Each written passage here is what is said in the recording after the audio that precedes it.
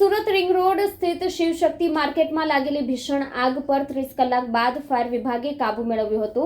આગમાં નુકસાન પામનાર માર્કેટના વેપારીઓને સાકેત ગ્રુપની નવી માર્કેટમાં વેપાર કરવા પહેલ કરવામાં આવી છે।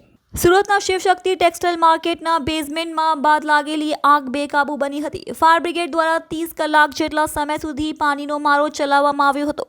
મેજર કોલ જાહેર કરવા આવ્યો હતો, જેથી શહેરભરની ગાડીઓએ ઘટના સ્થળે પહોંચી આગ પર કાબુ મેળવવાનો પ્રયાસ હાથ ધર્યો હતો। ત્યારે આગ લાગવાના 30 કલાકની વધારે સમય વીત્યા બાદ આગ પર કાબુ મેળવવામાં સફળતા મળી છે। હાલ કુલિંગની કામગીરી ચાલી રહી છે। આગમાં નુકસાન પામનાર માર્કેટના વેપારીઓને સાકેત ગ્રુપની નવી માર્કેટમાં વેપાર કરવા પહેલ કરવામાં આવી છે। 800થી વધુ દુકાનો ભીષણ આગની ચપેટમાં આવી ગઈ હતી, જેમાંથી 400થી જેટલી દુકાનો બળીને ખાખ થઈ ગઈ છે। ફાયર વિભાગની 40થી વધુ ગાડીઓ દ્વારા સતત પાણીનો મારો ચલાવી આગને કાબૂમાં લીધા બાદ હાલ કુલિંગની કામગીરી કરવામાં આવી રહી છે। આગને કાબૂમાં લેવા માટે 40 લાખ લીટરથી વધુ પાણીનો ઉપયોગ કરવામાં આવ્યો છે। राजीव उमर। देखिए, सेवा का माध्यम ये है, जो कल घटना घटी है उससे सभी का दिल दुखित हुआ है।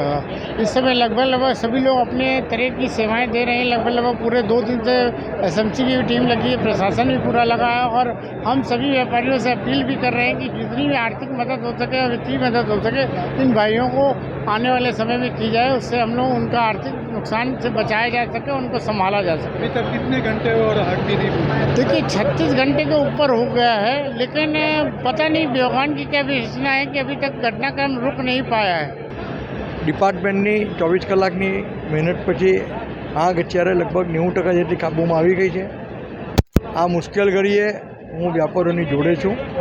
વ્યાપારીઓને આગળ જે પણ કોઈક પ્રકારની અમારી મદદની જરૂર હશે તે અમે કરીશું।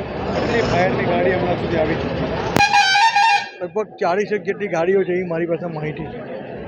શું કહેશો, લાખોનું ને કરોડોનું નુકસાન છે? બિલકુલ ખૂબ દુઃખદ છે, ખૂબ દુઃખદ। પતરાના સેટ બી કોઈ અંદાજ નથી આવતો, કારણ કે માર્કેટમાં દરેક દુકાનમાં માળીઓ પણ હોય છે। मैं प्रेसिडेंट प्रहलाद भाई, सूरत आड़तिया कपड़ा एसोसिएशन। जो आग लगने की घटना के बाद किस तरह की सेवा कर रहे हैं? सेवा यही बोलना है कि भाई जो हादसा हुआ है वो तो बहुत दुखद है, मतलब जिसके लिए हम लोगों के पास बोलने के लिए भी वर्ड नहीं है। फिर भी जो भी हम लोगों से जो सहयोग बनेगा, शिव शक्ति मार्केट जो भी हम लोगों से सहयोग मांगेगी, कोई भी चाहे दुकान का या कोई भी है, हम लोग भरपूर कोशिश करेंगे। क्योंकि अभी हम ऐसे बोलते हैं कि हम क्या कर पाएंगे क्या नहीं कर पाएंगे, बड़ी बड़ी बातें करने से कोई मतलब, मगर जितना होगा हम लोग उतना सेवा करेंगे। कितने घंटे में अभी? आग को लगभग 36 घंटे हो चुके हैं और अभी भी मैंने फायर ब्रिगेड वाले से पूछा, अभी भी अंदर आग 3 से 4थे माले पर भयंकर अभी भी लगी हुई है। શિવશક્તિમાં જે આગનો બનાવ બન્યો છે, જે વેપારી લોકોને તકલીફ થઈ છે, અન્ય વેપારીએ કંઈ ઓફર કરી છે આપણા કોઈ? હા, સાચી વાત છે કે આ તમે જોઈ રહ્યા છો કે કાલે સવારથી શિવશક્તિ માર્કેટમાં જે મોટી આગનો બનાવ બન્યો છે, આ ખૂબ દુઃખદનીય બનાવ છે।